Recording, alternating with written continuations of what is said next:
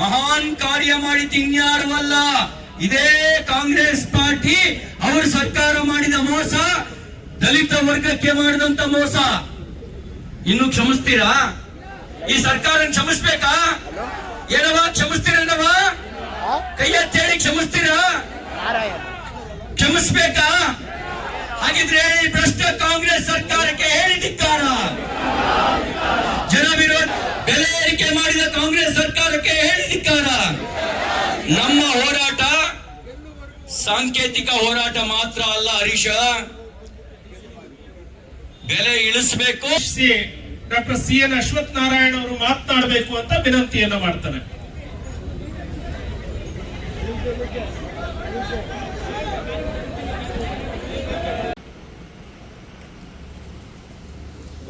ಮಾನ್ಯ ಮುಖ್ಯಮಂತ್ರಿಗಳು ಏನೊಂದು ನಿರ್ಧಾರ ಮಾಡಿದ್ದಾರೆ. ಪೆಟ್ರೋಲ್ ಮತ್ತು ಡೀಸೆಲ್ ಮೇಲಿನ ತೆರಿಗೆಯನ್ನು ಹೆಚ್ಚು ಮಾಡತಕ್ಕಂಥ ಒಂದು ನಿರ್ಧಾರ. ಇದು ಒಂದು ಜನವಿರೋಧಿ ನಿರ್ಧಾರ. ಇದು ಮುಖ್ಯಮಂತ್ರಿಗಳು ಏಕಾಏಕಿ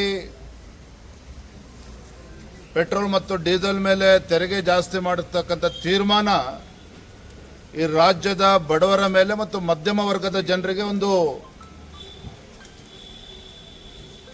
ದೊಡ್ಡ ತೊಂದರೆಯನ್ನು ಸೃಷ್ಟಿ ಮಾಡಿದೆ, ಅನಾನುಕೂಲ ಸೃಷ್ಟಿ ಮಾಡಿದೆ. ಬಹುಶಃ ಮಾನ್ಯ ಮುಖ್ಯಮಂತ್ರಿಗಳು ಈ ಕಠಿಣ ನಿರ್ಧಾರದಿಂದ ಕಾರಣಗಳೇನು ಅಂತ ಹುಡುಕ್ತಾ ಹೋದರೆ,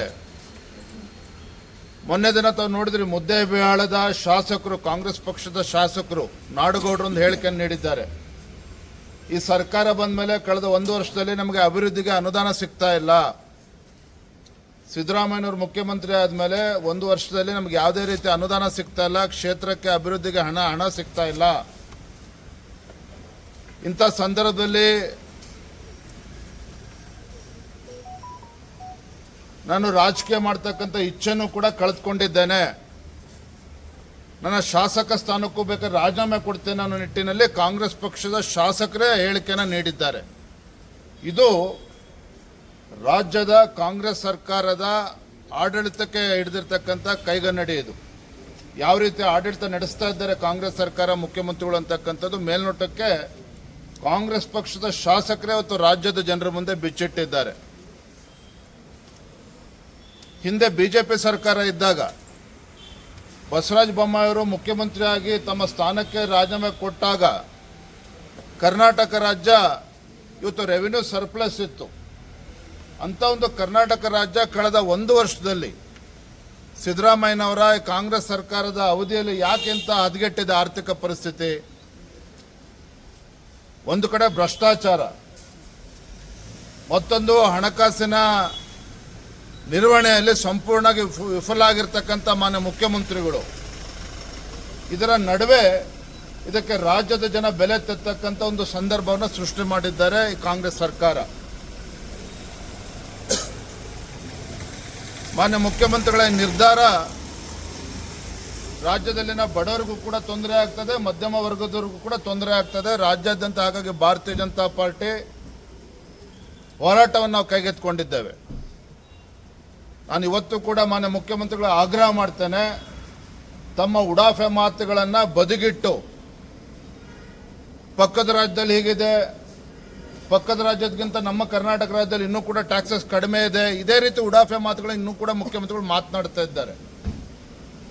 ತಮ್ಮ ಮೂಲಕ ಮಾನ್ಯ ಮುಖ್ಯಮಂತ್ರಿಗಳಿಗೆ ಅವರ ಹೇಳಿಕೆಯನ್ನು ನೆನಪು ಮಾಡಿಕೊಡೋದಕ್ಕೆ ಇಚ್ಛಪಡ್ತೇನೆ. ಸೆಪ್ಟೆಂಬರ್ 21 ಮಾನ್ಯ ಮುಖ್ಯಮಂತ್ರಿಗಳು ಹಿಂದೆ ನಮ್ಮ ಬಿಜೆಪಿ ಸರ್ಕಾರ ವಿರುದ್ಧ ಹೇಳಿಕೆಯನ್ನು ಕೊಟ್ಟಿದ್ರು.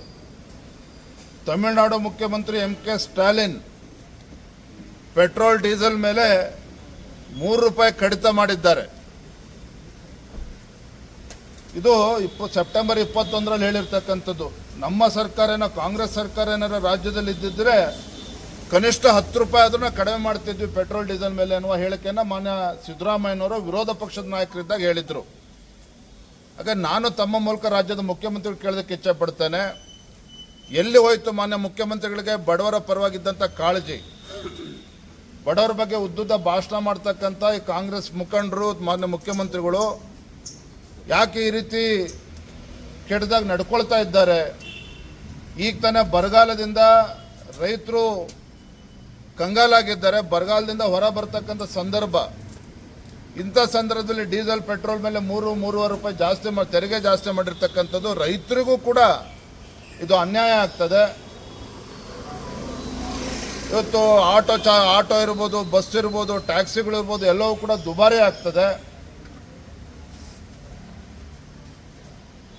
ಇವತ್ತು ಜನಸಾಮಾನ್ಯರು ಬಳಸ್ತಕ್ಕಂಥ ವಸ್ತುಗಳು ದುಬಾರಿ ಆಗ್ತದೆ, ತರಕಾರಿ ಬೆಲೆ ಜಾಸ್ತಿ ಆಗ್ತದೆ. ಇದರ ನಡುವೆನೂ ಕೂಡ ಮುಖ್ಯಮಂತ್ರಿಗಳ ಇಂಥ ನಿರ್ಧಾರ ಇದು ಖಂಡಿತ ಇದು ಖಂಡಿಸ್ತಕ್ಕಂಥದ್ದು. ಕೇವಲ ಭಾರತೀಯ ಜನತಾ ಪಾರ್ಟಿ ಅಷ್ಟೇ ಅಲ್ಲ, ರಾಜ್ಯದಲ್ಲಿ ಎಲ್ಲ ಸಂಘಟನೆಗಳು ಕೂಡ ಈ ಮುಖ್ಯಮಂತ್ರಿಗಳ ಕಾಂಗ್ರೆಸ್ ಸರ್ಕಾರ ನಿರ್ಧಾರವನ್ನು ವಿರೋಧ ಮಾಡ್ತಾ ಇದ್ದಾರೆ. ಹಾಗಾಗಿ ಭಾರತೀಯ ಜನತಾ ಪಾರ್ಟಿ ಇವತ್ತು ಹೋರಾಟವನ್ನು ಕೈಗೆತ್ತಿಕೊಂಡಿದ್ದೇವೆ.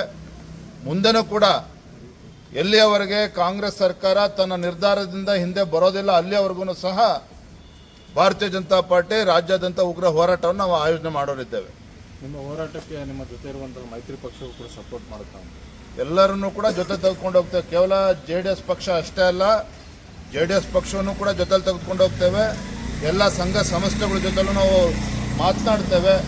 ಯಾಕೆಂದರೆ ಏನು ಬೆಲೆ ತೆರಿಗೆ ಜಾಸ್ತಿ ಮಾಡಿದ್ದಾರೆ, ಎಲ್ಲ ವರ್ಗದ ಜನರು ಕೂಡ ಇದು ಮಾರಕ ಆಗಿರ್ತಕ್ಕಂಥದ್ದು ಈ ತೀರ್ಮಾನ. ಹಾಗೆ ಎಲ್ಲರನ್ನೂ ಕೂಡ ಜೊತೆಲಿ ತೆಗೆದುಕೊಂಡು ಹೋರಾಟವನ್ನು ಆಯೋಜನೆ ಮಾಡ್ತೇವೆ ನಾವು.